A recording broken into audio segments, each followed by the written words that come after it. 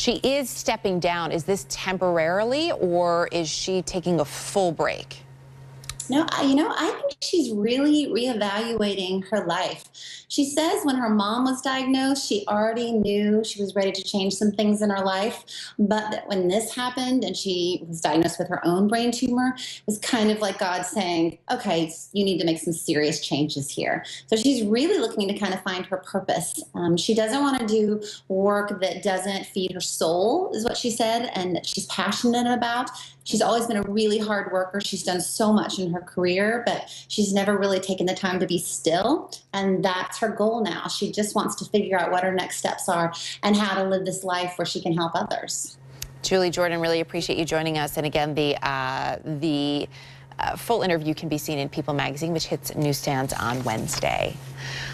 Also with us here on the story, Dr. Devi, who's an associate professor of rehabilitation medicine at NYU School of Medicine. You know, something that Julie just said I think is really important for people at home. You hear Maria Menounos has a brain tumor. Her mother is battling brain cancer, and you think, well, there must be a link.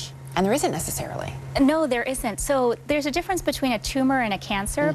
Both are different types of cells that have started growing abnormally, but a tumor is trying to grow for itself, whereas a cancer is trying to grow and it's trying to destroy you in the process. So that's how cancer kills people, that the cell keeps growing and multiplying and it spreads all over your body until you die. So in this case, the difference is with this meningioma, that's the type of tumor that Maria Menounos has.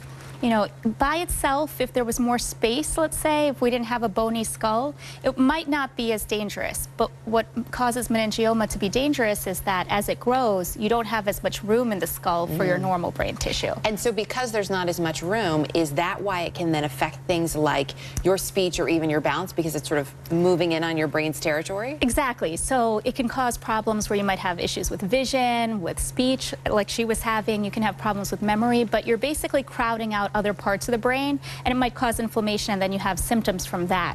So that's the real danger there. Now, most meningiomas are benign, meaning that they won't harm you, but you might have to get them treated because you don't want them to crowd out other areas. And obviously, I know you haven't treated Maria Menounos, so you can't speak to her specific tumor, but typically, what would that treatment be? So you could have surgery, and sometimes people will do that just to make sure there's no underlying cancer cell in there as well.